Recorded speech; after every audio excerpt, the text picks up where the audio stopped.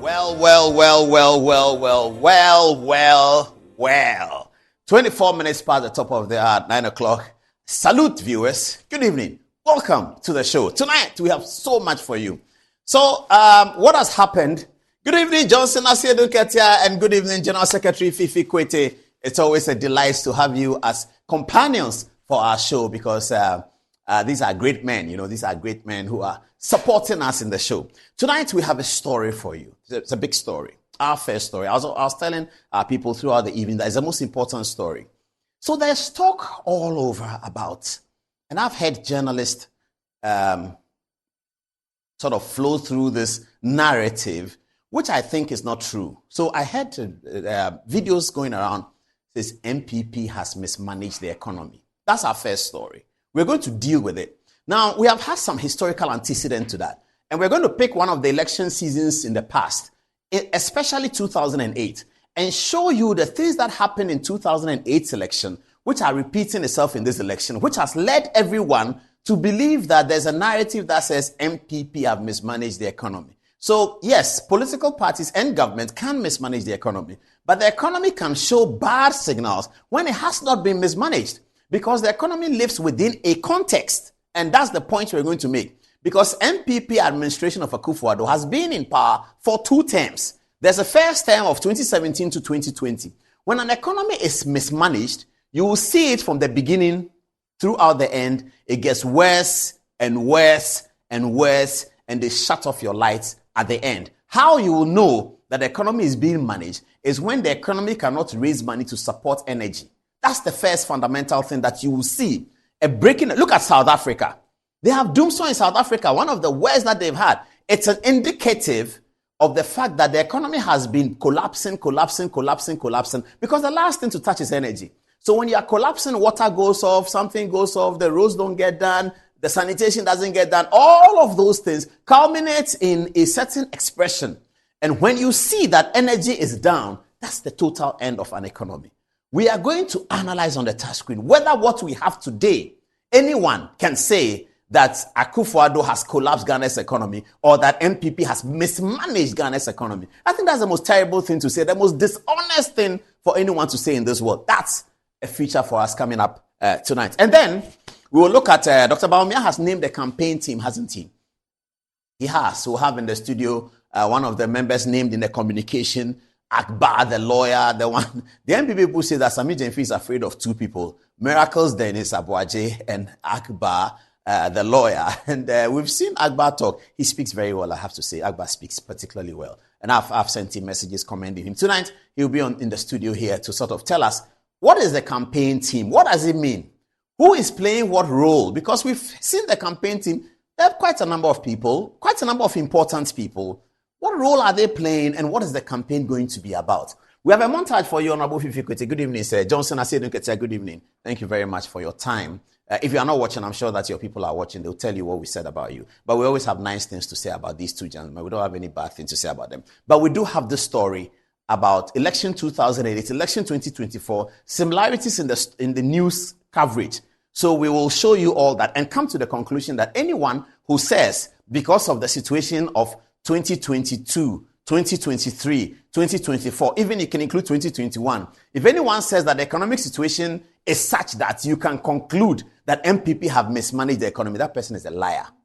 He's a total liar. He doesn't understand what he's talking about, or she doesn't understand what she's talking about. And he's being railroaded into the propaganda of the campaign. And that's why I'm going to show you the things that were said in 2008 campaign and the things that they have refuted today. The same people who said it in 2008 have said today that we are sorry, we didn't need to say that. I'm going to show you that so that we can go into this campaign with a certain level of honesty, a certain level of verve, which is important for the campaign, and a very high level of credibility for the things that the politicians say in this campaign. We are going to manage and police this campaign, and that's what every journalist must do.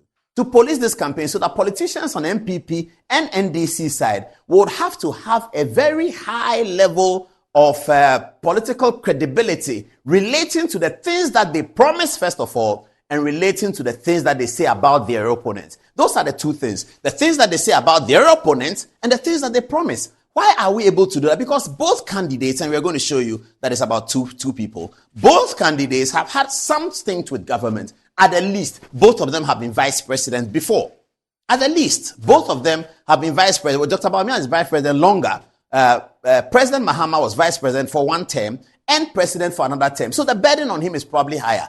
To demonstrate that this is my history and this is where I'm going. On the basis of that, we'll evaluate what you say yourself in terms of what you want to do, your vision, your style, how you want to carry out government, and what you say about your opponents. Both of them must be put on the scale. That's why we have a scale here. Both of them must be put on the scale. And what is the denominator for the scale? It's not the fair hearing that the lawyers have, but it is on the credibility of the speaker based on his history. I think that's what it's about. But, well, let me not talk too much. 29 minutes past the top of the hour at 9 o'clock. Let's take our first break. When we come back, we drive straight into the story. Has NPP mismanaged Ghana's economy? That's the story we're going to deal with tonight. I'll be right back after the break. This is Good Evening Ghana. It's live. I salute you.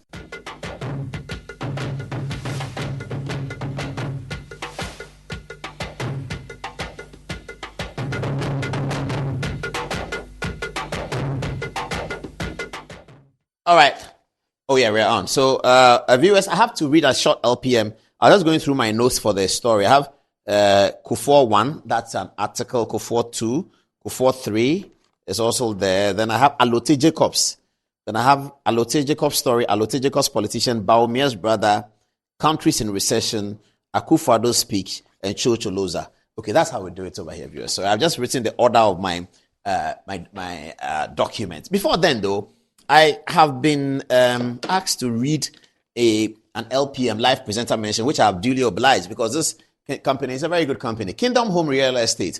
Now, Kingdom Home Real Estate provides quality but affordable housing facilities for sale. Our facilities are located at the serene environment of Ekwapim, Ekropon, and Eburi with the best weather condition. It's true, that's correct. We are 30 minutes drive from Accra and provide modern touch of comfort. We provide a high standard security service plus CCTV, standby generators, constant water supply, and electricity. We are surrounded with lovely tourist sites such as Eburi Botanical Gardens, Boti Falls, Safari, Valley Resort, etc. Please pay 70% upfront and spread the rest over 30% within 2 years with absolutely no interest. Locate us at Eburi close to Eburi Girls Senior High and Ekropon, right after the latter junction. And the best thing is you can call 0559 761 144. I repeat the number 0559 761 144 or 0555 621 611. 0555 621 611. That's Kingdom Home Real Estate. Please call them now. You can pay 70% upfront and 30% spread over 2 years. What LPMs do you have, ladies? Antoinette first. So we have from lifts and elevators. Enjoy the fruits of your labor, they say, but as humans, aging and physical infirmity stand our way of enjoying our mansions and homes. It often becomes challenging, if not impossible, to use our stairways day in and day out. Worry no more, because with portable American pneumatic vacuum elevators, which is PVEs, you are sure of unlimited enjoyment of your mansions and homes. It is a simple-to-use, self-supported elevator for physical movement of humans and goods at homes and offices. The original comes in 3 custom-made models with wheelchair accessibility to choose from. You may call it luxury, but it is a necessary imperative for vertical mobility. Do not let aging or infirmity limit you. Get one for your easy vertical mobility at home or office. It's affordable and can be installed within 3 days with modification to your building. Visit Lifts and Elevators Ghana at Sakumono for your solutions and free consultations. Call us now on 0200 535 515, 0300 535 515, or email at elevatorsgh@gmail.com. Gabriel. So we have Amen Alternative Medical Hospital. Amen Alternative Medical Hospital is the first to modernize herbal and homeopathy medicine in Ghana. With our trained, experienced medical practitioners from KNUST, combined with state-of-the-art medical equipment, every hidden ailment will be diagnosed with ease and treatment given in no time. We offer consultation, counseling, physiotherapy, homeopathy to treat most ailments. Your life is precious, so secure a good health with Amen Alternative Medical Hospital. Our working hours are from 7 a.m. to 5 p.m. on Mondays to Saturday, and on Sundays, 11 a.m. to 3 p.m. Locate us at Klagon on the Lashibi Ashaman Road near the Underbridge. Book an appointment with us on 0207 229 505, 0207 229 505, or 0244 227 192. I repeat, 0244 227 192. Amen Alternative Medical Hospital. God is the healer. Unto you. All right, Charlie. The season is getting hotter and the odds are getting sweeter. Don't be left out in the action. Betway Top Up is here to assist customers with easier deposit options. Look out for the top icon at the Momo vendor near you and deposit cash into your Betway account. Visit betway.com.gh and click on the top up or call us on 05529 23771. 05529 23771 to be a vendor now. No charges on deposits. Bet the responsible way. No under 18. Terms and conditions apply. Regulated by the Gaming Commission of Ghana. Betway, get way more. Angelo. We've got quite a famous brand. Blue Jeans. Blue Jeans has been on the Ghanaian market for over 20 years. I know them, you know them, we all know them. We already know what it does for the body. It contains vitamins and nutrients like vitamin B2, B3, B6, B12, as well as taurine and guarana. Do you know what those are? They're known to boost your strength and your energy as well as promote high performance and endurance. Now, Blue Jeans energy drink has been tested and tried, and it is indeed the best. It is for bold and active men and women. So go on, grab a cold can and power your day. It's in shops nationwide, so please resort it. Now, for bulk purchases, do contact Budget Cash and Carry Limited on 0208 128 190 or 055 001 0000. Again, 0208 128 190 or 055 001 0000. Blue Jeans. Back to you, Paul.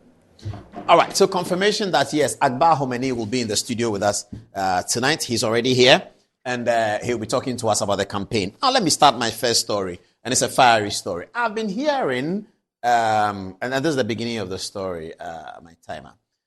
I've been hearing people say, and I've heard it on radio, that the MPP government under Akufo-Addo has mismanaged the economy. That's the word they use, mismanage.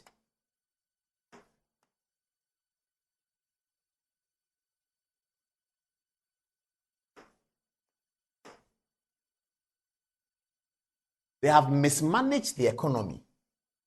That's what they say. And I listened to it and I said, but how is that possible? What is the point they are making?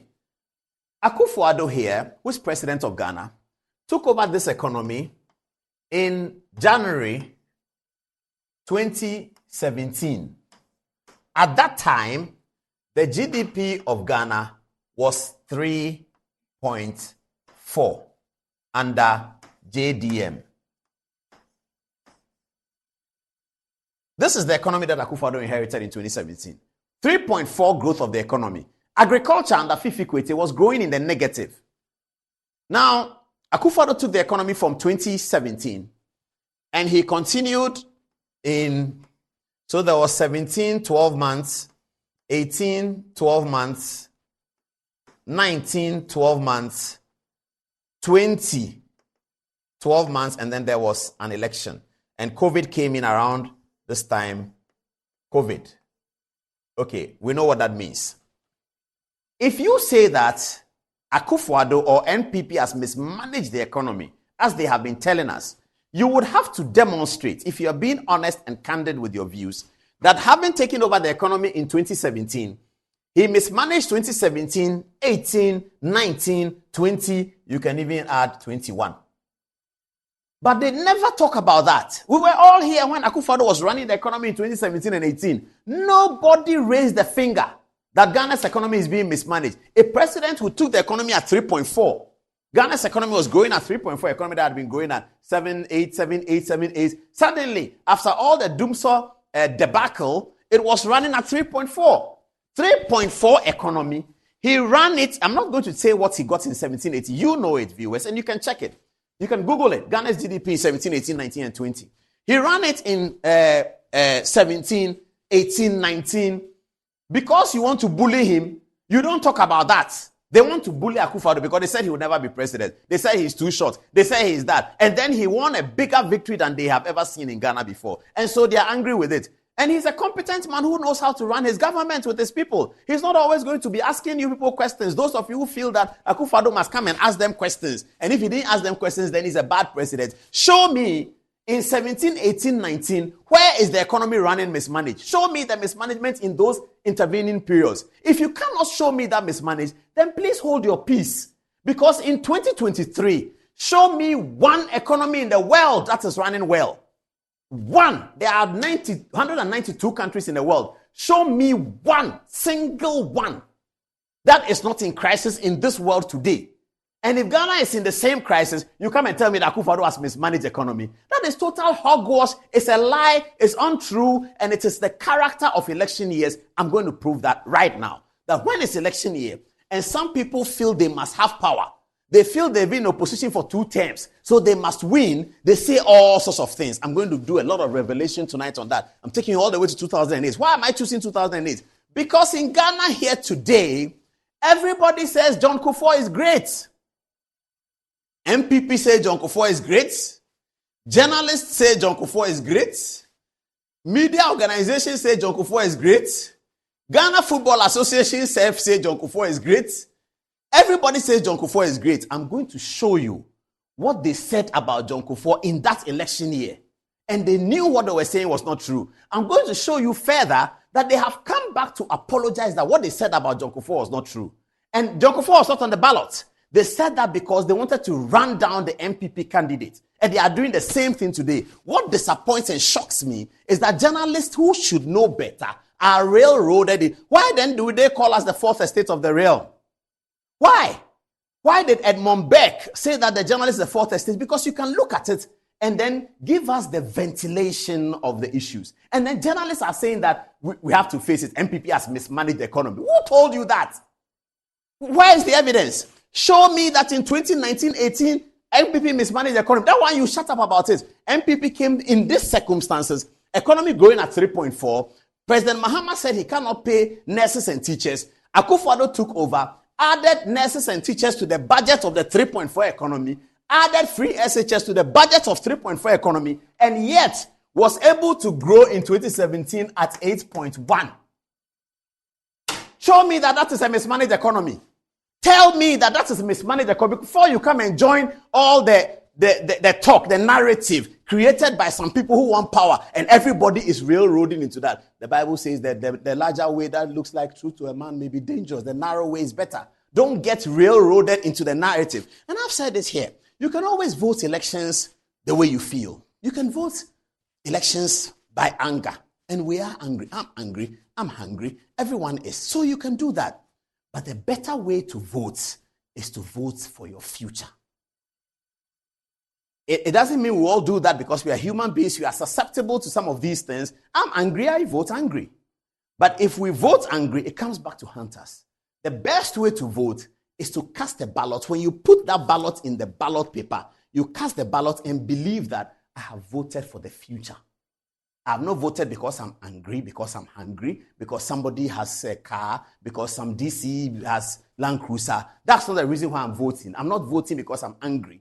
I'm voting for the future. And that's where you listen to journalists. What are the candidates saying? What are the journalists saying about what the candidates are saying? Then you decide which of the candidates' vision fits with your future, and then you can elect. That's the best way to elect. We always don't elect like that. I have not always elected like that. Many people have not. But if we look at it as we're growing up, it's a better way to vote. Now, they say that Akufo-Addo has mismanaged the economy. I'm challenging everyone who is saying that Akufo-Addo has mismanaged the economy to pull back 2018 and show me whether Akufo-Addo mismanaged 2018. To bring 2017. 2017 may be too close to John Mahama, so you can leave it. But you can add it. Bring 2017 and show me that Akufo-Addo mismanaged the economy in 2017. Bring 2019 and show me that Akufo-Addo mismanaged in 2019. Bring 2020 and show me that Akufo-Addo mismanaged 2020. When Akufo-Addo was doing COVID, we were all clapping for him. When he stood on the television, we used to call him Ado Show Boy. When he stood on the television and said that he doesn't know how to raise, I'm going to show you that video today, that he doesn't know how to raise people, but when the economy gets bad, he'll be able to fix it. Because he says stay at home. He will give you money for your salary, government workers. You don't have to pay water. You don't have to pay electricity. He will pay you. You don't have to do any work. He knew that was going to cost a bill, a significant bill. But he said, as for the economy, we inherited, and that day in the speech, I'll show you, he mentioned 3.4. He said, as for economy, me and my people, we can do it. Because we inherited 3.4 from John Mahama. See where we are today. So economy is not a problem, but my people cannot die. I cannot have Ghanaians die. Everybody was clapping for him. Suddenly, people come and do propaganda that the economy is being mismanaged. Yes, the economy is hard. England is in a recession. Japan is in a recession. America is in a recession. Russia is in a recession. Egypt is in a recession. South Africa is in doom. So this kind of thing, it can get upsetting. I've been doing this for such a long time. That's why today I'm bringing you 2008. We saw it in 2008. Everybody said Kufuor is a criminal. He's a corrupt person. Kufuor is this. Kufuor is that. Today, everybody say Kufuor is an angel. He's the best president that we ever had. MPP people, go and ask Kufuor for what he should do. That's what they are saying about Kufuor today. But the same people, the same individuals who carried out this propaganda, which they started again this year, how can you say that Akufo-Addo has mismanaged Ghana's economy in 2024? Which British Prime Minister held a press conference recently saying that Britain is in a recession. We are sorry, we are in a recession. We don't know what to do. America, go and look at how their country is going. And we all know why this global situation has been occasioned. Maybe the MPP is unlucky because in 2008 as well, there was a major global crisis. The crisis that brought Barack Obama to power. The financial crisis, the subprime borrowing in America. It happened in 2008 under MPP government. And Kufuor had to come on TV to legislate the price of rice. Maybe some of you are too young, you don't remember. One day I'll get you the video. Kufuor came on national television to speak about how a kilogram of rice should be sold. Because there was global crisis at the time. Now let's see what NDC people said. Please, how do I get this thing? Who's going to do it? Somebody's coming. Hurry up, Dennis, come and just change it for me. Let me get on to the story. Okay. Yeah, don't save, it's fine. So can I flip it? Okay, yes. So viewers, now let me do the history. I'm taking you to the history now. Timer, you can look at history and tell me what it is. I'm taking you to the history now. What I'm going to read here is a publication in 2008 in the election year about John Kufuor. John Kufuor was not running for president at the time. Nana Akufo-Addo was. But the idea of the propaganda is to damage the government so that people will know that MPP must leave and somebody else must come. MPP must leave, they can leave. NDC must leave, they can leave. But we don't want to carry on a politics in this generation of lies and propaganda and untruths and narrative that are so demeaning. And that is how somebody wins election. And journalists are in it saying that MPP has mismanaged the economy. MPP has the British Prime Minister mismanaged the economy? You don't even need a degree in economics to understand this. Has the Japanese Prime Minister mismanaged the economy? Has the American President mismanaged the economy? Has everybody mismanaged the economy in the world? How come the whole world, everybody has mismanaged the economy? How come? Give us a break. This propaganda won't work. Yes, the price of petrol goes up. Yes, we are hungry. But teachers are still being paid every month. Ghanaian workers are being paid. Go and check other African countries. Go and look at South Africa. They shut down the lights. Worse than John Mahama's doom, so it's happening to Cyril Ramaphosa in South Africa today. And then you come and tell me that there's hardship. Price of kenke has gone up. So Akufo-Addo has mismanaged the economy. Who told you that?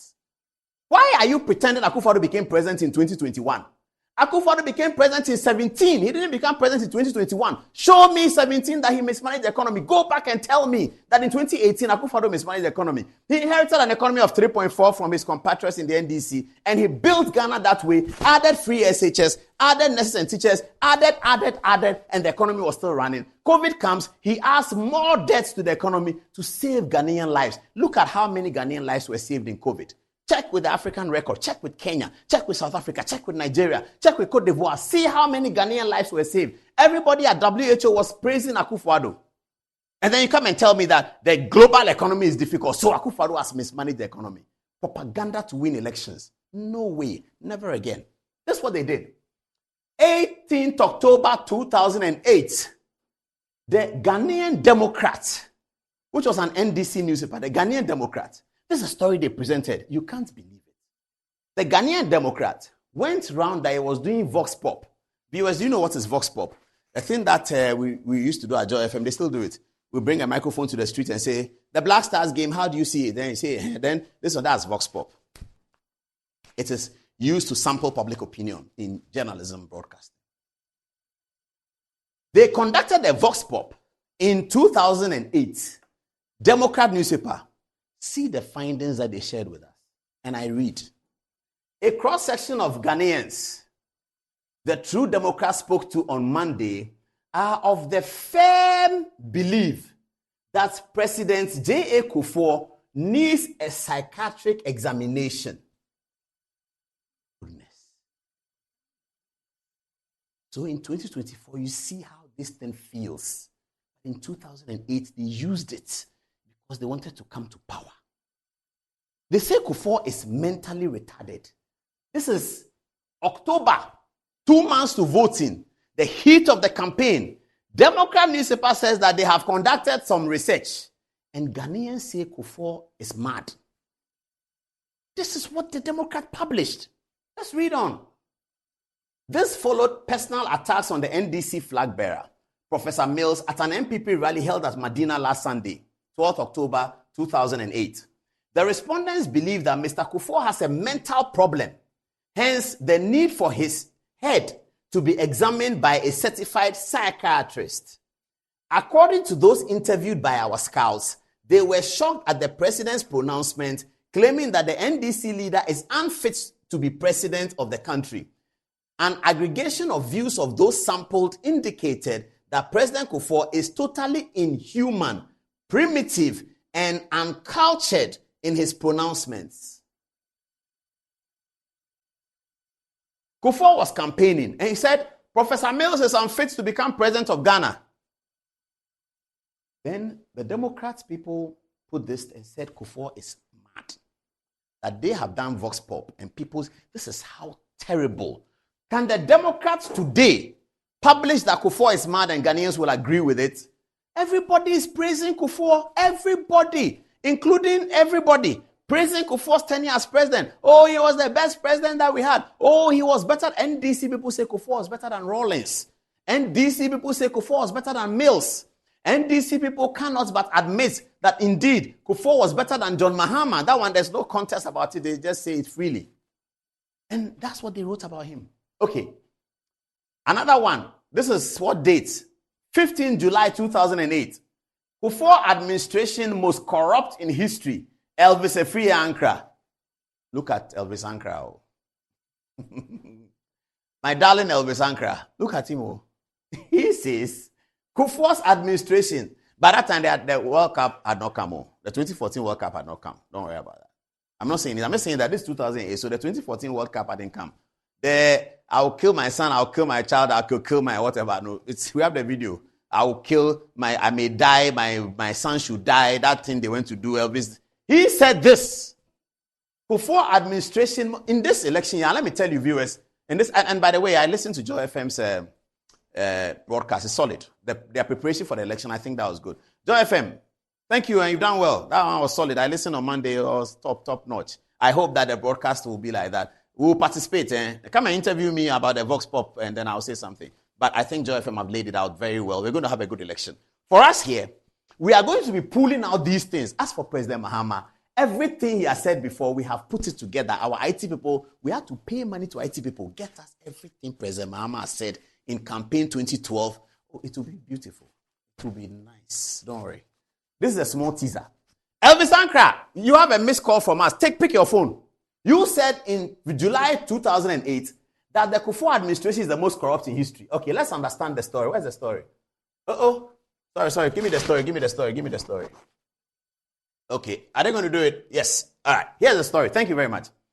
This is Elvis Ankra here. The Kufuor administration is the most corrupt government ever in the history of Ghana. Elvis Efria Ankra has said. The Deputy General Secretary of the National Democratic Congress said this at a press conference in Accra. He questioned the motive for entering into a contract and procuring goods which will be delivered when the president is out of office. This was in reference to, now, viewers, let me give you the background. So, Kufuor was leaving power in 2008, of course. Let me finish reading it, then it will come. All right. It says, this was in reference to the government's decision to procure 2 aircrafts at the request of the Ghana Armed Forces, which are to be delivered in 2010. Mr. Free Ankara believes that President Kufuor stands to gain from the transaction.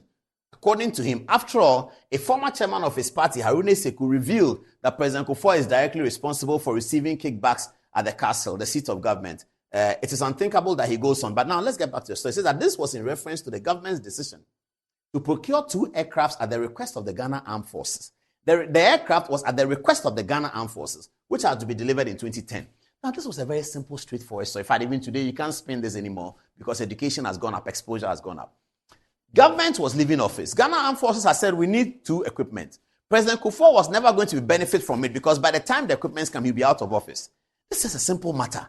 NDC spun this story with their technical spin that Kufuor is a thief and that he's buying the aircrafts and he'll take one for himself, and all kinds of things were said. And here is Elvis Ankara saying that Kufuor is the most corrupt in history.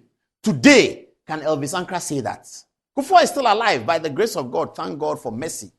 Can Elvis Ankara today stand in cross of John Kufuor and even Ghanaians and tell Ghanaians that after his World Cup, after John Mahama's government, after Mills' government, that Kufuor is the most corrupt in history? Can he say that?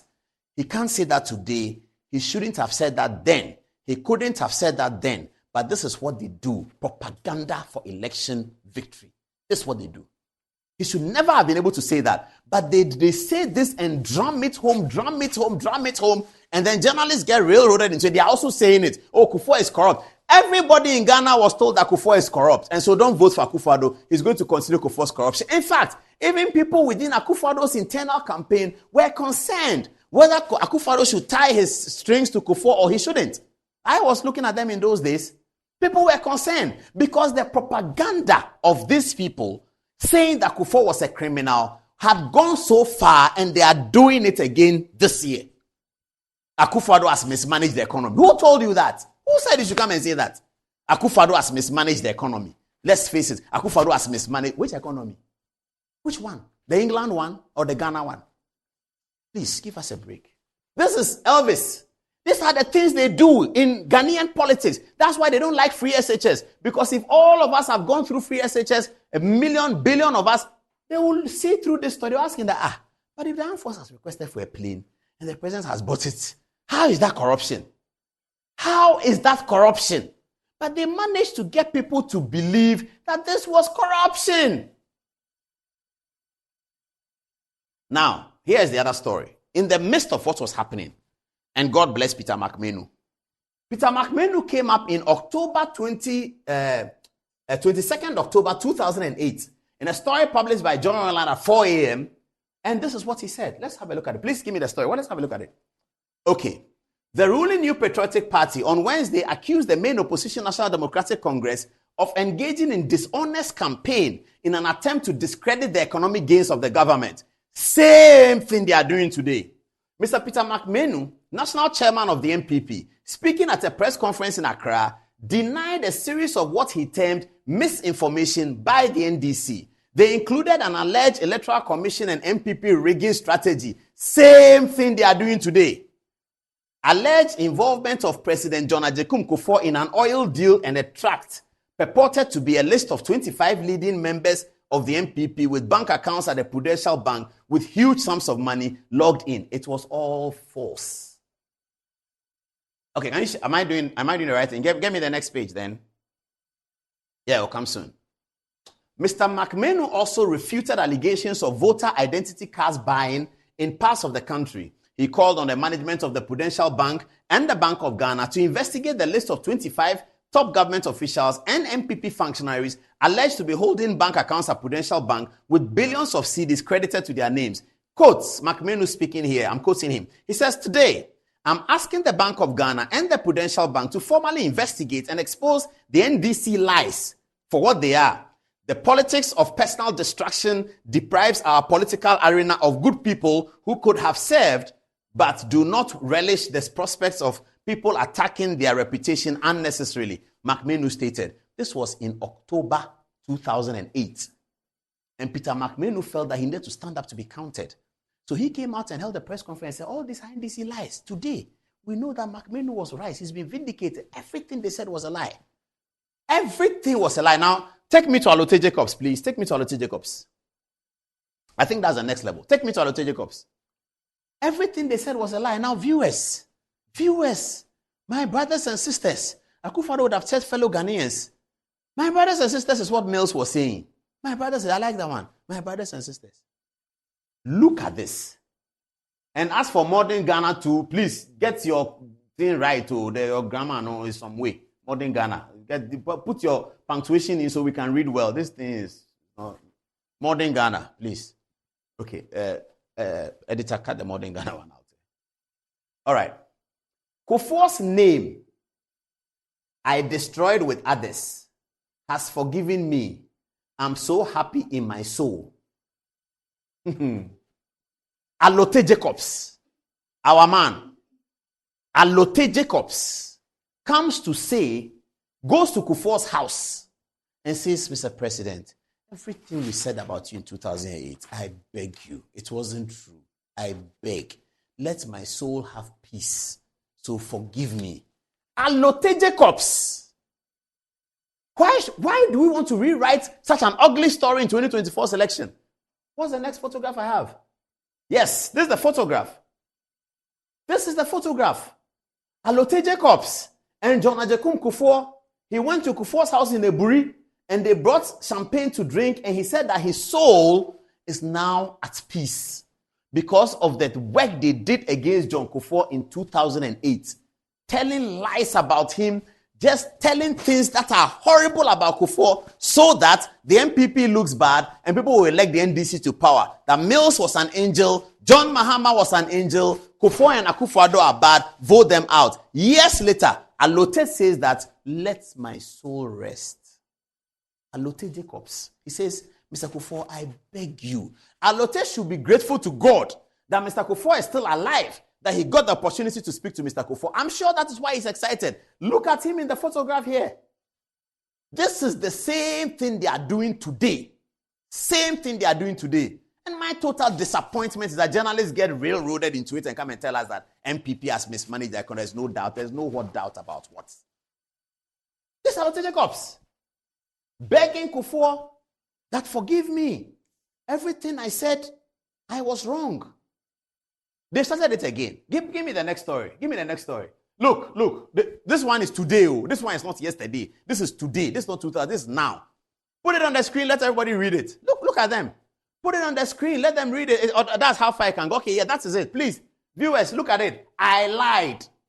Baumier's brother was not given 87% of Cocoa Rose contract. I got it wrong. The allegations were therefore unfounded. I apologize. Kwabena Mafo of NIT FM. This is how media men who are supposed to fact check before coming to the studio with information won't, and they will end up misleading their followers. A journalist, Kwabena Mafo of NIT FM, comes and says that I lied. They've started because somebody called him and gave him the story. Somebody from the other side called him and gave him the story and said, go and say it. This is how can a group of people strategy to win presidency be to tell lies? And we are Ghana. We are 30 million people. Our children are growing up. They need a certain Ghana to live in. Why should we encourage a group of people whose agenda to win elections is just to tell lies? And they've been doing it 92, 96, 2000, 2004, 2008, 12. When we went to court in 2013, everybody saw it. No wonder they were the opposition to be defeated so heavily in 2016 because people were fed up. And now they come back, take advantage of COVID and Russia-Ukraine war and all the things that are happening in the world. Every year they say Akufo-Addo has mismanaged the economy. There's no doubt about it. Who told you that? Who told you that? This is it. UK economy falls into recession, adding to Sunak's election challenge. UK economy has fallen into recession. Why is UK economy in recession? Why is Japanese economy in recession? Why is the United States economy in recession? Japan just lost its crown as the world's third largest economy. It's going. Japan is going away. Japan, UK, South Africa, United States, Holland, Denmark, everybody is going through trouble, and then Ghana is going through the same trouble, and then you come and tell me that Akufo-Addo has mismanaged the economy. Akufo-Addo mismanaged the economy? Let's go back to listen to what Akufo-Addo said. He told you that he will mismanage the economy. I think you didn't hear. Akufo-Addo told you that he will mismanage the economy. I think you didn't hear. Please show it to them. As we have demonstrated over the course of the last 3 years, where we inherited an economy that was growing at 3.4% and transformed it into one which has grown by an average of 7% over the last 3 years, I assure you that we know what to do to bring back our economy back to life. What we do not know is how to bring people back to life. We will therefore protect people's lives, then their livelihoods. As we have demonstrated over the course of the last 3 years, where we inherited an economy that was growing at 3.4% and transformed it into one which has grown by an average of 7% over the last 3 years, I assure you that we know what to do to bring back our economy back to life. What we do not know is how to bring people back to life. We will therefore protect people's lives. Viewers, need I say more? Need I say more? Need I say more? Did I say more? I shouldn't say more. This is the story. We are not asking people to vote for MPP or NDC. We are telling people to sanitize the campaign. Because when I covered British elections in 2001, that's 23 years ago, the election that was bringing Tony Blair to his second term, I covered it for the BBC. My constituency was Tottenham and Enfield Southgate. So I covered David Lammy. He was running as a MP for Labour for Tottenham. And this is Tony Blair's government. And Enfield Southgate was interesting because Michael Portillo was coming there to see whether he can revive his politics of the Conservative Party, but Labour won. I saw the elections. I went to rallies. I went to campaigns. I went to Birmingham. I was all over the country covering this election. And I was so sad. The debates, the quality of the debates in that UK election 23 years ago saddened me. And then I came to Ghana to check the history. And I look at the quality of the debates of our election in 1979 and 1996. And it looked like the UK won. And I felt very proud that, we have some good history. And then suddenly all of this is going back to the bin with a group of people, some who are decided that as for them, the only way to win power is to tell lies and get journalists to do same. So that when a journalist talks, it gives us some credibility. It's not a politician, it's a journalist. And that's why he came to say, I lied. He came to say that 87% of cocoa rows have been given to Bawumia's brother without public procurement approval. Sammy Gyamfi carried on that propaganda. We don't know whether it's a chicken and egg between the journalist and Sammy Gyamfi or whatever. But yes, the journalist said it first. Sammy Gyamfi carried it on. Sammy Gyamfi is the communications director of the NDC. This is how to win election. To spew lies about people, and Alote Jacobs will go to a Abri and go and beg Mr. Kufuor that let my soul rest. Is that how to do election? Anyway. We have other stories to go on. Fifi Kwete, we are coming to say hello to you soon. Let me see what the text messages have. Antoinette, you first. What are people saying? Thank you very much, Paul. The first viewer, Naziru Mahama, he says, good evening, Apostle Paul. It baffles me to understand why the entire NDC as a party cannot think of good policies to help them convince the good people of Ghana to vote for them come 2024 general elections, but rather they are always focused on attacking Dr. Bawumia's personality. Indeed, Dr. Bawumia is a gem. Since the day Dr. Bawumia was introduced into Ghanaian politics, the NDC has never known peace. May Allah richly bless His Excellency J.A. Kufuor and His Excellency the President for giving us such a fine and incorruptible personality like Dr. Bawumia. Now, Nana Kweku Boatin says, I wonder why so soon Ghanaians have forgotten the first term of the NPP. All promises were fulfilled. Benchmark values and import duties were reduced drastically. GUTA, which is the Ghana Union of Traders Association, of all people haven't even organized one single demonstration. That should tell the NPP government haven't been bad at all. Ifuanyano adds and says there's been 23% increase in salaries. Lily Rose adds and says training allowances have also been restored under Nana Addo. Now, Koku Ablakwa, all the way from Ketu South, says all indicators shows that the economy was doing very well when Nana Baomia's administration took over. But the last straw that broke the camel's back was the COVID-19 and the Russian-Ukrainian war. All the way from Tamale, Junior Akbar says because they have nothing to offer us, this is what they always do so that Ghanaians will believe that the NDC is a better option for Ghana. Just ask yourself, ask me, ask your brother, ask your mother, ask anybody you can find. Our former president has to offer. He has nothing to offer. The earlier we know him, the better for Ghana. Now, Elon Kwame Phillips says, but for COVID-19, President Donald Trump would have never lost power. The American economy was booming, and unemployment figures among Black Americans and Hispanics fell to a record low.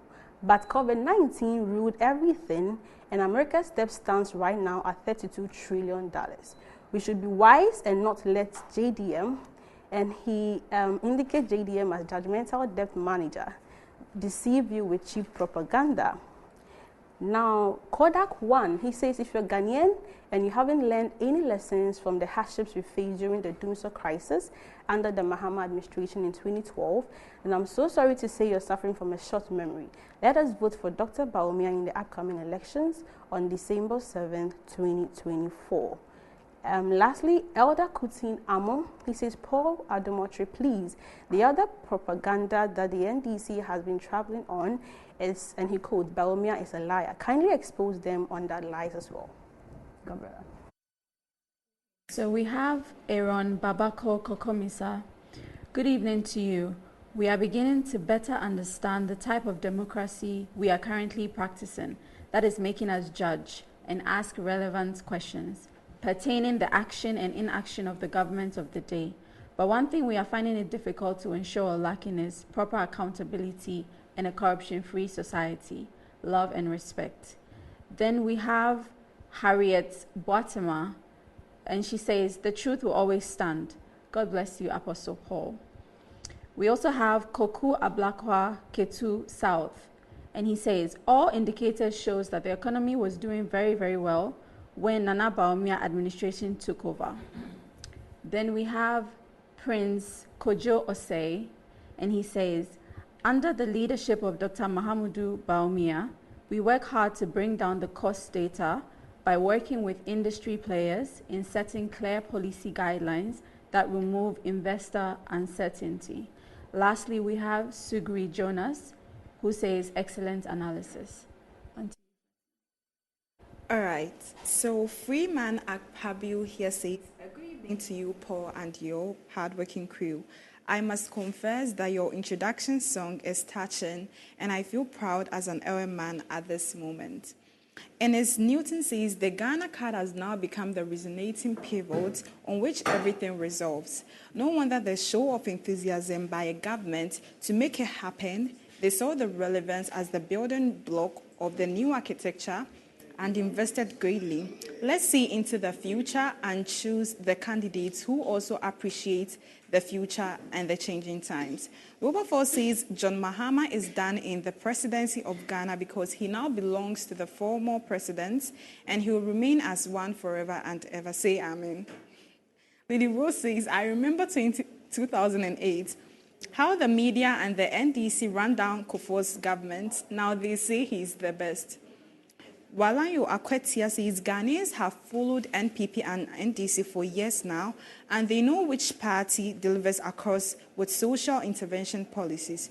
Election is not won on lies as NDC wants to trend on, but your past record, if only you have any Dr. Bawumia, has never been a president before, and this 2024 we will test him with our thumbs for him to be the president. And surely he won't let the good people of Ghana down.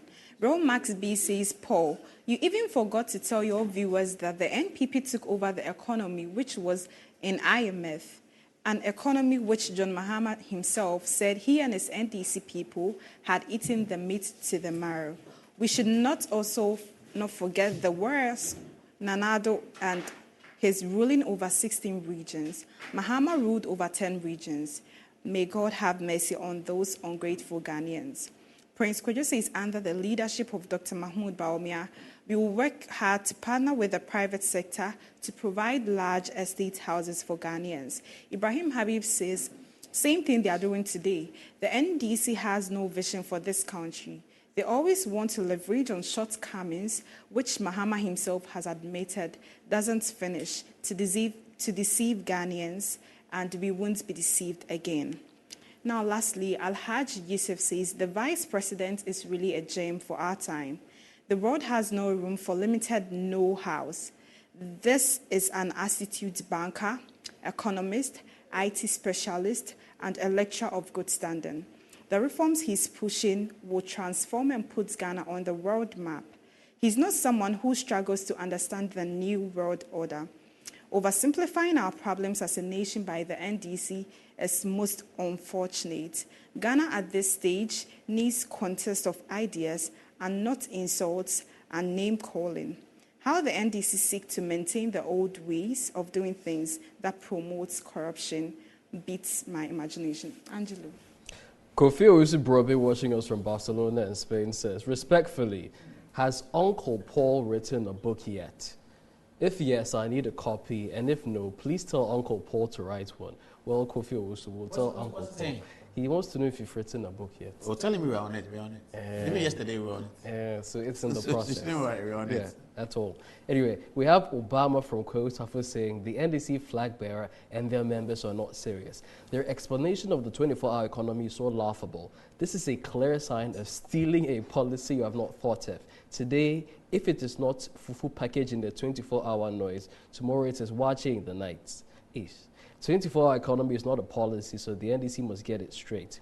Anyway, we also have from Tema East this message going, greetings to you and the team. Don't even worry yourself about the facts and the figures. The NDC are the worst managers of our economy since independence. He continues, my greetings to Honorable Dr. Ziblim Idi and then some others. Albert says, ever since Bawumia delivered his vision for Ghana, the NDC as a party has organized 2 press conferences. Things are already falling apart to the extent that the center can't hold. While Onyun Akwetia says, Ghanaians have followed the NPP and the NDC for years now, and they know which party delivers across which social intervention policies.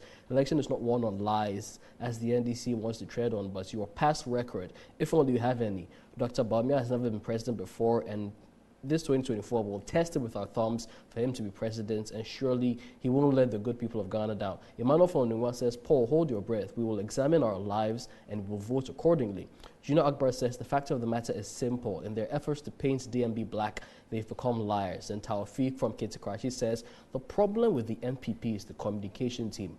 Most of them don't research at all. They go on television unprepared and allow Sabi Chimfi and his colleagues to bully them. It's heartbreaking and something must be done about it. Anyway, Kwesi Barcelona at Mitchell Camp says, one thing I've personally observed in our media landscape is that there are some who call themselves media practitioners but know nothing about journalism and cannot make any meaningful intellectual narrative.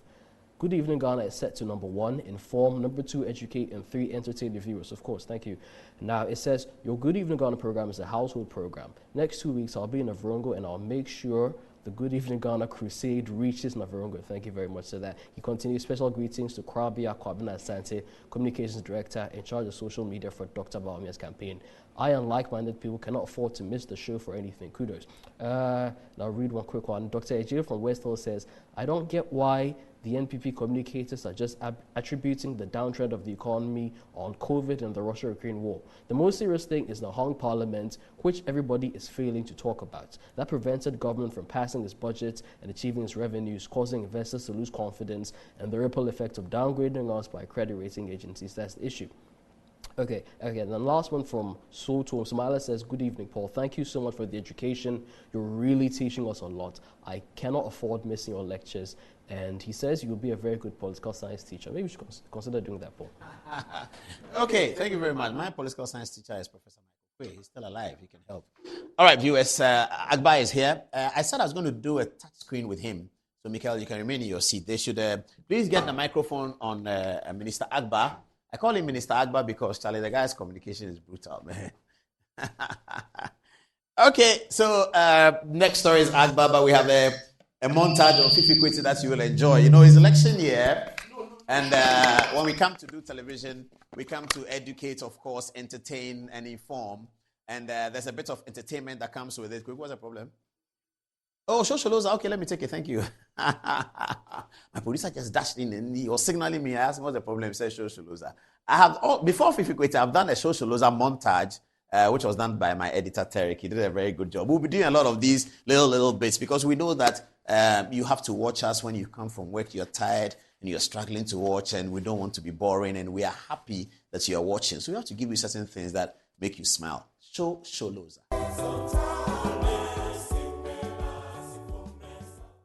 Welcome to election 2024. Okay, so that's Shosholoza. We have another small one for Fifi Kwesi. Agba is ready, so we have to just brush over this one. Fifi Kwesi, here it is. I was going to show you what Bernard Mona said about what Fifi Kwesi said. I'm sure you've seen it. We'll do it later. So, producer, let's just forward it. Let's fast forward. Let's get to Agba. Please, have you mic'd him? Let me take text messages whilst we prepare to get Agba on the screen. So, who do I start with? Antoinette? Fatih? Okay, what are they saying? All right, so Abdul Osei says Dr. Bawumia possesses a visionary outlook evident in his comprehensive vision, comprising 70 policies spread across 20 pillars. Given the opportunity to lead as president, his vision holds the potential to propel Ghana towards significant progress. Additionally, Ghana stands poised to emerge as the technology hub of Africa under his leadership. Now, Derek Ofehia says, this man lost more than anyone can ever fathom, and yet against such daunting odds, shock of ill-willed propaganda to win the biggest political victory in our political history, except for JJ's. To some of us, we cling to duplicity and refuse to be victims of their pedophilia. And my own estimation, Akufo-Addo stands the tallest as the most significant political figure in the Fourth Republic. Now, lastly, Adewosei Wilson says Dr. Bawumia stands as a symbol of honesty and intelligence, leading Ghana towards a future marked by progress and development. What do you have for us? Okay, so we have James Brown, and he says, Paul, the new media trick is what they call on-air apology. Journalists deliberately spew lies and cause the effect they want, and then they will quickly jump to the reverse at another time. Paul, apologies in themselves are not redemptive enough. People's reputations are being slaughtered just like that, but the solution is simple. Let us sue and keep suing. People must be made to pay hugely for defaming another. And as for Kwabena Mafo and journalists like him, with such kindergarten indications, should never be allowed to sit behind any console.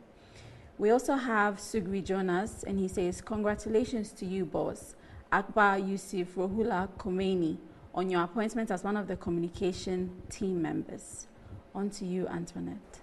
So it seems people are very excited to have Agba in the studio. This is from Kwame Pinasa, or Pinash, if I should say. He says, wow, Agba in the studio. I cannot wait to hear him speak. The guy is a real gem, and I love hearing him speak. So that's your flowers, Agba. Now, in Shuraba Anelka, he says, good evening, Paul. The NDC should stop talking about the fact that the NPP has mismanaged the economy. In the NDC era, Ghanaians were sleeping in Dumsor for 4 good years, collapse of jobs, teachers worked for 3 years, and Mahama's government paid them only 3 months. The agri sector was negative under the watch of Fifi Kwesi and John Mahama. High inflation was killing Ghanaians under the NDC. 2017 to 2019, the Ghanaian economy was in the right direction under the Nana Bawumia government. Things were going on well until COVID-19 hit us badly. But as I speak now, Ghana's economy is doing amazingly well, and we are enjoying 24/7 electricity. Now, Matthias says, Paul, you forgot to mention that the aircraft Kufuor wanted to buy was bought during the late President Mills's time. You know, the president, according to Martin Amidu, set us a probe into the purchase because he suspected that his vice president, Mahama, had overpriced the purchase. quiz, and Prince Kwajo Osei says, under the leadership of Dr. Mahmoud Bawumia, we will provide training to 1 million youth in IT skills, like software developers, to provide job opportunities worldwide. I think he's mentioning some of Dr. Mahmoud Bawumia's. Here, so no more text messages. I can't say that training is why I'm Wow, so many people excited about you, Agbai. Congratulations, you've done well. Thank you. What were you doing on TV3 the other day that grossed 3,000 eyeballs? They say you were making a point. Well, I think I was just advancing the message of my candidate. And of course, the message resonated well with the Ghanaian people. Yeah. And so reoccurring it got them excited. Very nice. But are you married? Oh, yeah, I'm married with 3 beautiful girls. Oh, I saw some texts there, some ladies, MPP ladies. Okay, so did you know that you're married? I think I've been married since 2017. I have but that's girls. just recent. But of course, I'm a Muslim also. So. Well, okay, we won't go there. The campaign announcement of campaign team coming was exciting to people. When the campaign team came, the structure seems different from what we've been used to. What we've been used to is campaign manager is named Jacob H.B. Lamptey, and there are 9 people, and that's about it. They don't really tell us what each one will be doing. The campaign teams were not named like that. This was completely different. Yes, because the election of 2024 is essentially different from every election that we have had since 1992, because the NPP has a very bold ambition of doing what no political party has been able to do since 1992, that is to go beyond the 2 election cycles that we use. And so that requires a completely different approach, a completely different strategy. And so essentially it informed the decision of the candidate to constitute the team in a manner that reflects that the times that the party is in. And so you would notice that we have the National Campaign Coordinating Committee, which is the highest in the structure, and it will be responsible for coordinating all the activities of the various committees of the campaign. And that one is chaired by the presidential candidate himself, assisted by the vice presidential candidate, with whom we are yet to know. Oh, I see. So the vice presidential candidate, whoever he will be, is already in the campaign structure. It's already in the campaign structure. Then also you have the 16 regional chairmen. You have all national executive committee members who are all part of this. So their mandate is to coordinate with the various committees of the campaign. And so you have also Dan Boche, who chairs what we call the campaign committee, and they would be reporting to the committee that the presidential candidate will be chairing. And the committee that Dan Boche chairs would be responsible for the day-to-day campaign activities, what need to be done. They will be responsible for strategy. What many people don't know is that Honorable Dan Boche, in the NPP presidential primary, was responsible for strategy for candidate Bawumia. And he... So he was chairing the campaign strategy committee. And of course, in 2016, he was also director of strategy for candidate Akufo-Addo. So the party trusts so much in his ability to develop strategies capable of assisting the party to secure victory. So he would be leading that path. Then you have Honorable Opare Ansah, who would be campaign manager. So he will be responsible for managing the campaign staff, the campaign secretariat, and all the related works that ought to be done to ensure that we have a successful campaign ahead of 2020. Okay, so this one, advisory committee, John Kufuor is in there. What's that? Yes,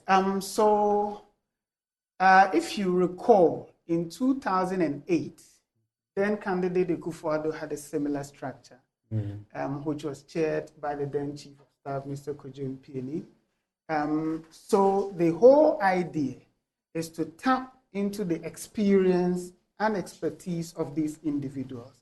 If you take who have won at least 2 elections. Exactly. If you take former President Kufuor, he's been actively involved in the politics of our country for almost 5 decades, beginning as Member of Parliament, Deputy Foreign Minister, became presidential candidate, 2-term president. So he has enormous experience to offer the New Patriotic Party. You take candidate President Akufo-Addo, similarly has been actively involved in our politics for more than 40 years, has been member of parliament, foreign minister, attorney general, became presidential candidate in 2008, and today he's president. So you cannot ignore such an important figure when you are constituting a presidential election campaign. So he needed to be there. And of course, he has been very, very instrumental in this whole Bawumia phenomenon. And so if there's anybody who is passionate to see Bawumia succeed as president of this country, President Akufo-Addo is certainly... Yeah, but Fifi Kwete said Bawumia has betrayed Akufo-Addo. Well,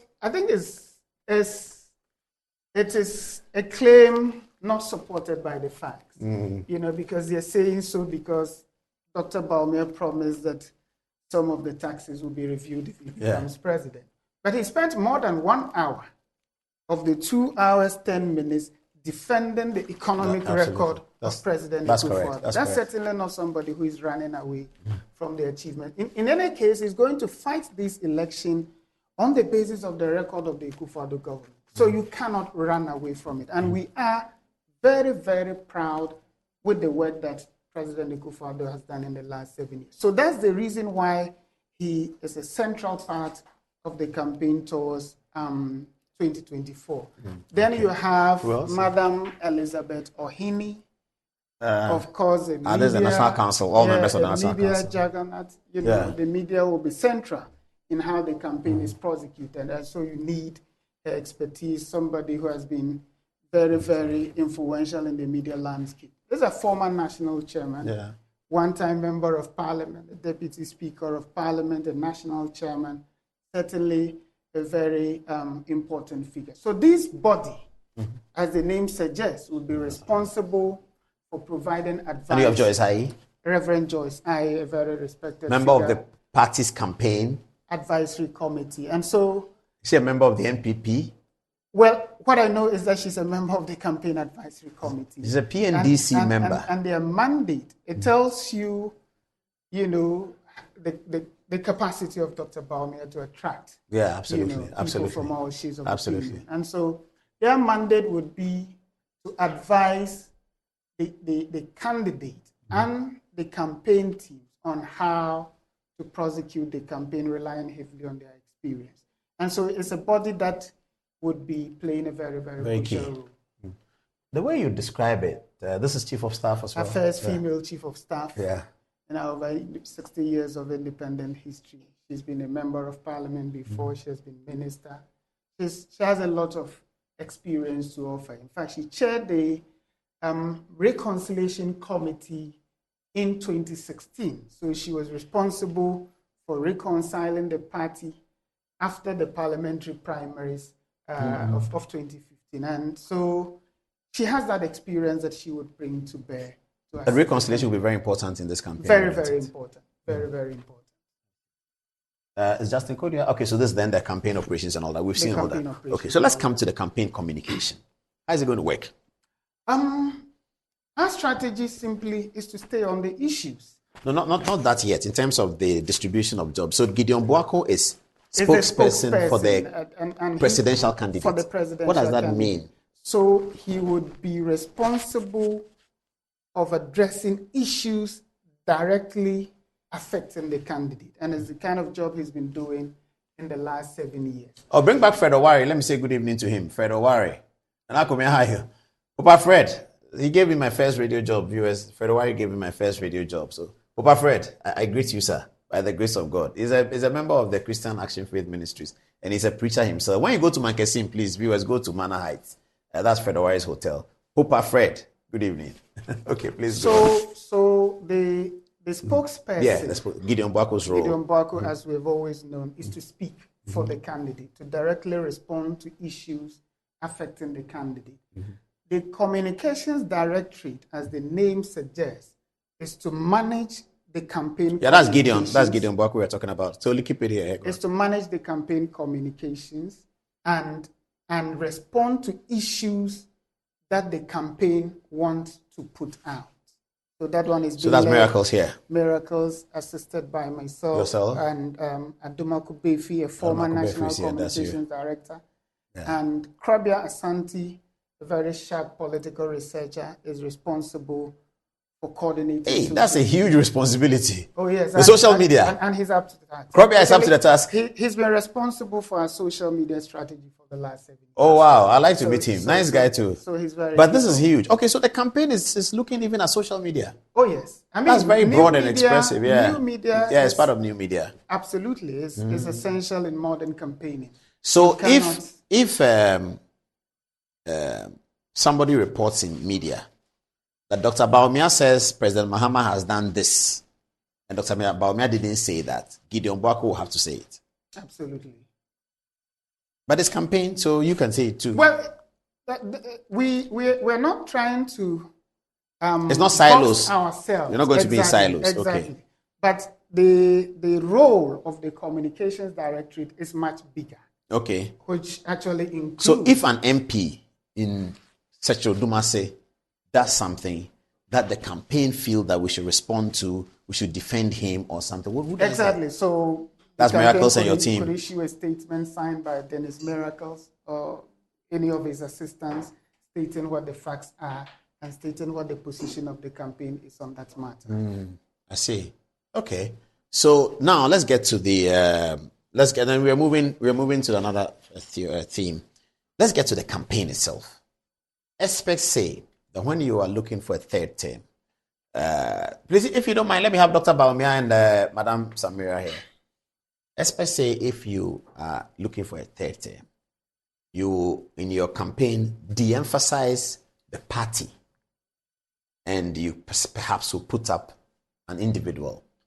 It's looking like in Ghana's election, you guys and the MPP campaign are going to try hard to make it a contest between Dr. Bawumia and John Mahama, whereas the NDC is going to try hard to make it a contest between the overstayed MPP and back to the NDC and freshness and all that. Is it true that these are the considerations you are making in terms of how to locate the campaign? Well, on 7th February at UPSA, Dr. Bawumia framed how the campaign would look like. He said it's a choice. The choice before the Ghanaian people is whether we want to go back to the past or we want to face the future. And so that is the choice before the Ghanaian people.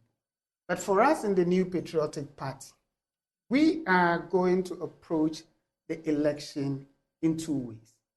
First, the record of the New Patriotic Party, because the candidate would have to ride on what the NPP has been able to do since 2017, to be able to say to the Ghanaian people that based on what we have been able to do, give me another mandate so I pursue my vision. So we will not ignore the achievements of the NPP. And like I indicated earlier, it is a record that we are very, very proud of.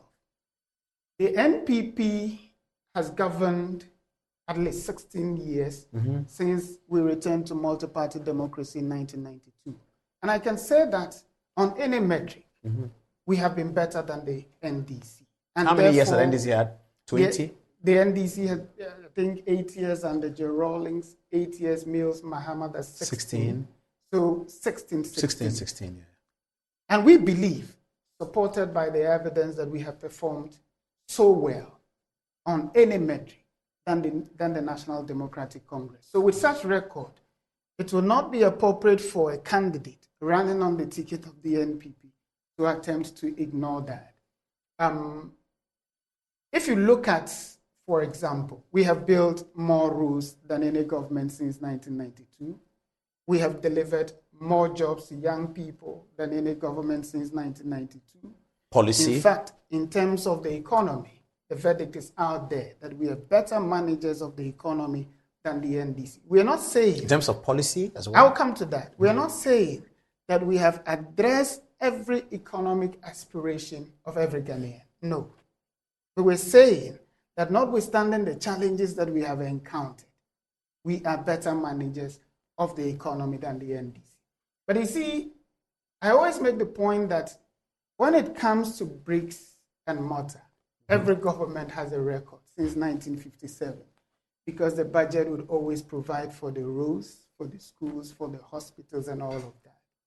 What distinguishes the NPP from the NDC is the NPP's ability to innovatively bring into being that which never existed in public policy space of our country.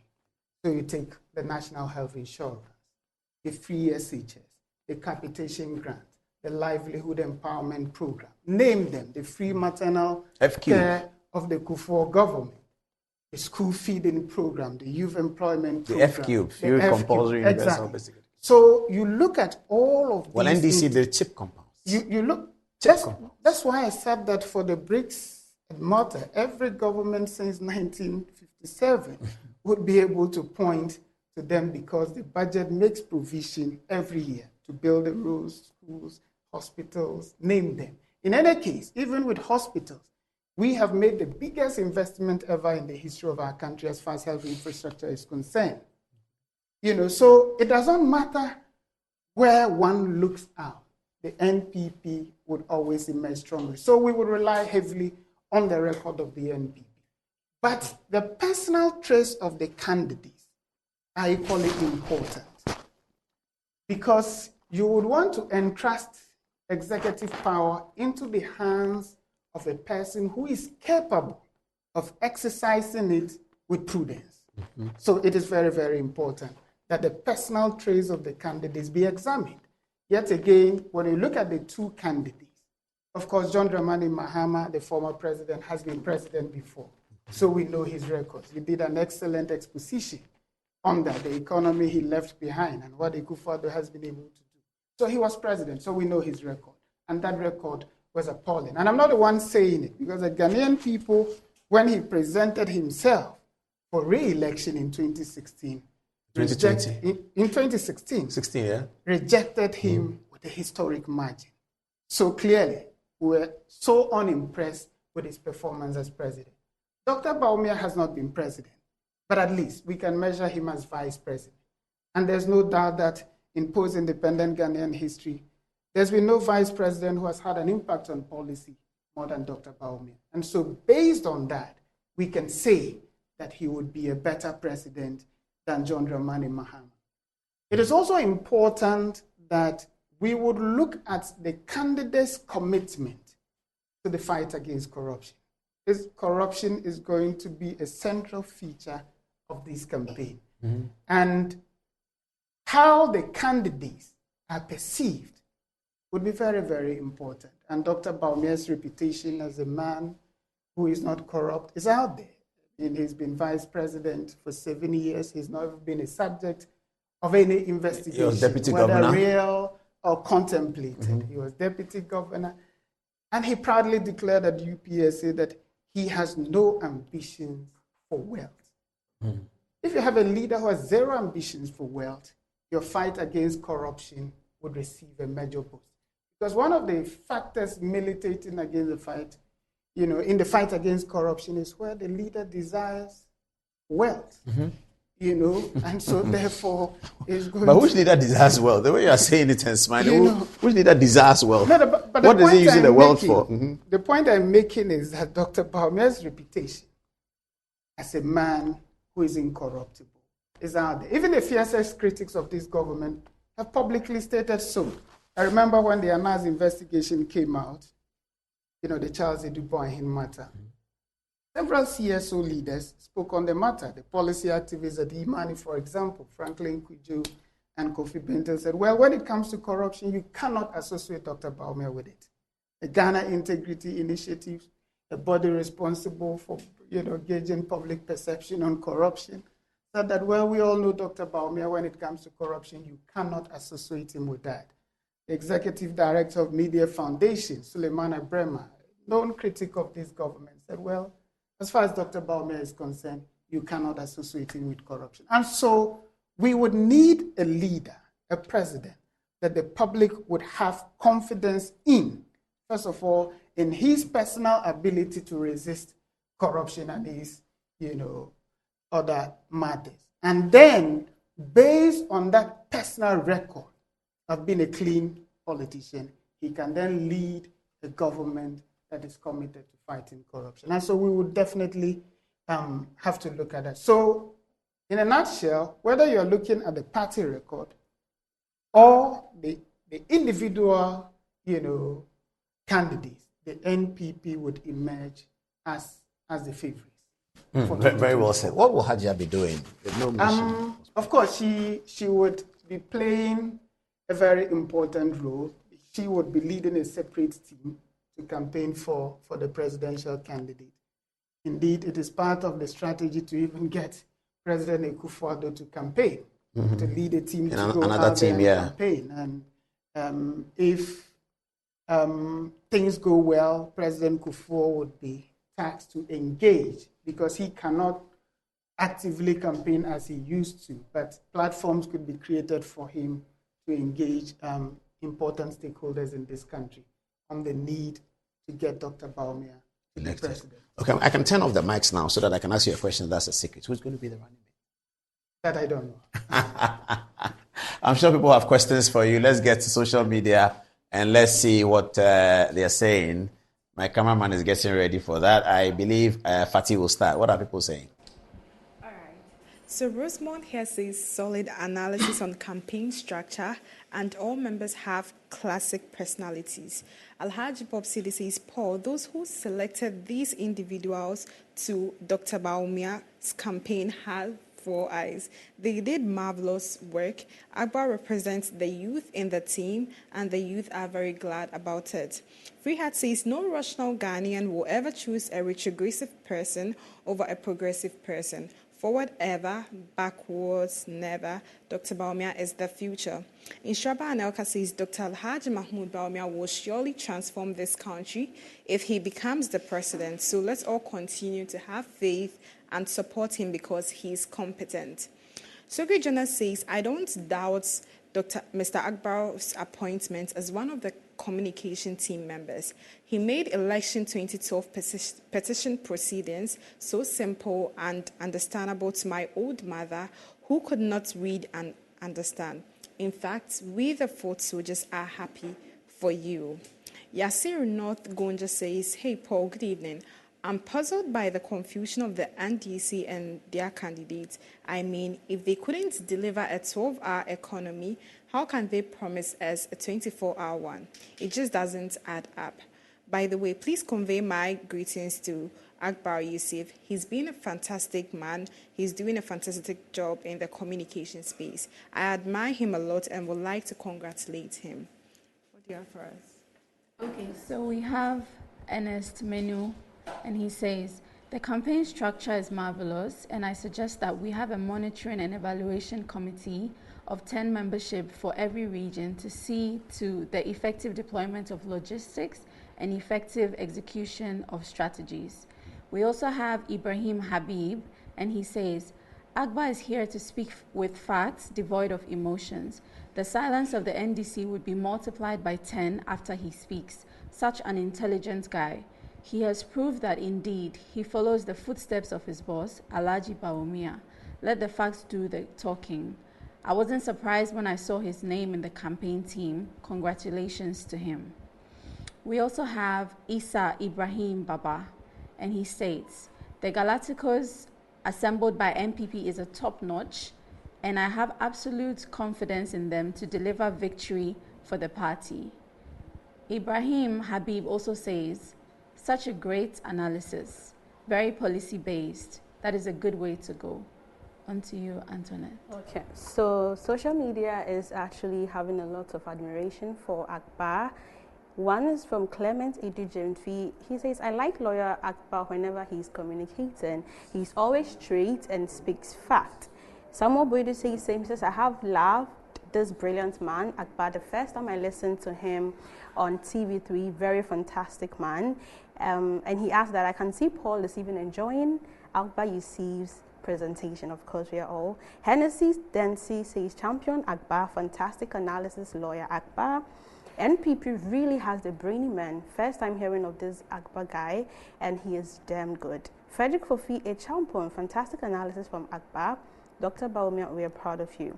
Now, master planner all the way from Akintampo says, Krobia Kwabena Asante is like an eagle on the social media. No important issue relating to Dr. Bawumia or the NPP will beat sight. Very vigilant, open-minded, and learned patriot. He seems to be the youngest person on the DNB 24 campaign team. Mr. Paul, I think you should bring Krobia in the studios in one of these days. Solid guy by all standards.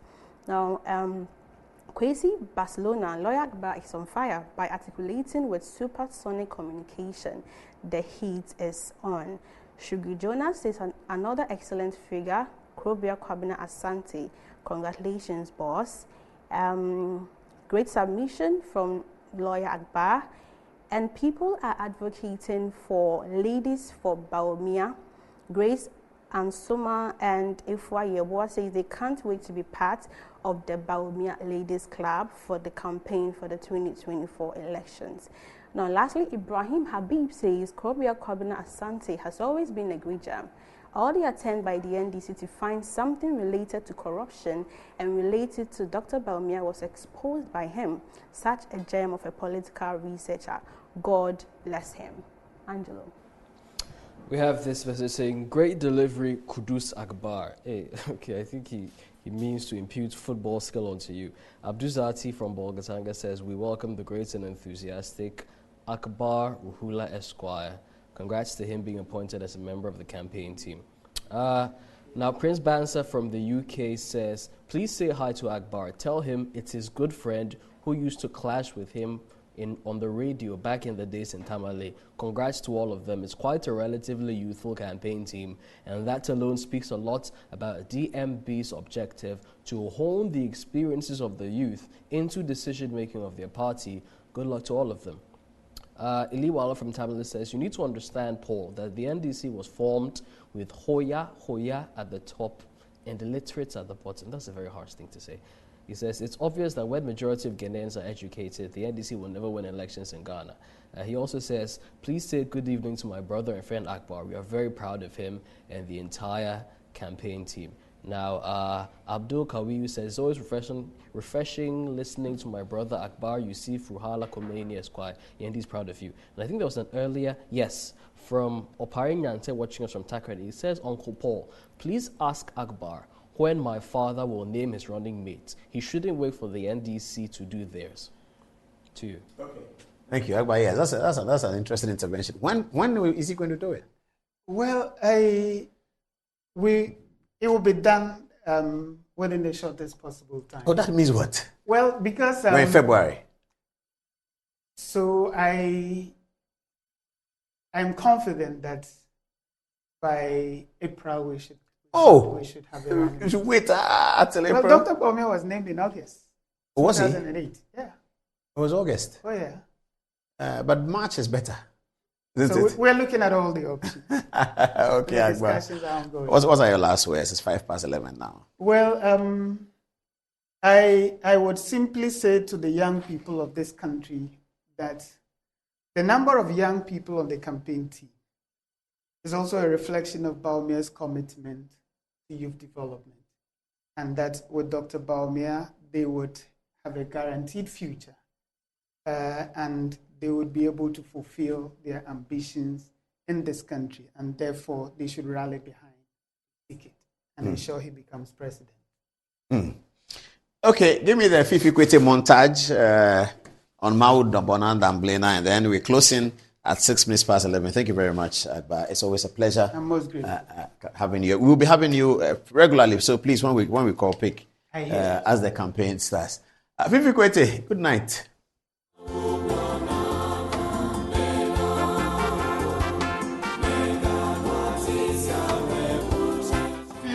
Very sorry for Dr.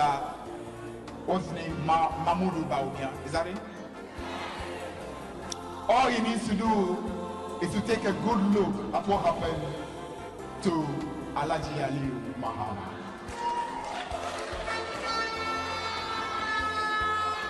Is Mamudu Bawumia actually dreaming that in the unlikely event of MPP winning power, somehow, after Akufo-Addo had run his term, he, Mamudu Bawumia, will be made a candidate of the MPP? Are you dreaming, Mamudu Bawumia? Are you dreaming? don't know the party in which you are. You don't understand that if you are not an Ashanti or Achim, you have no chance.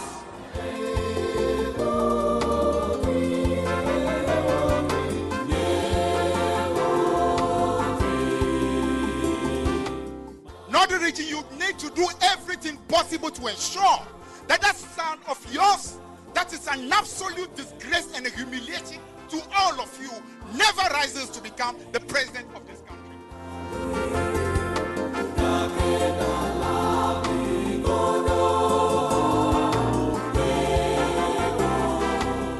If Dr. Bawumia has shown that he can literally stab Nana Akufo-Addo in the back by way of running away from poor policies while taking credit for the good things done, who else is Dr. Bawumia not able to betray and throw under the bus? If you can betray the man who overlooked other very qualified party officials to pick you an outsider who was not even a party person as running mate, then no one is safe under Bawumia. A Judas cannot be entrusted with the leadership of Ghana. It is my great privilege to hand over the flag of the New Patriotic Party to you, Mahamudu Bawumia.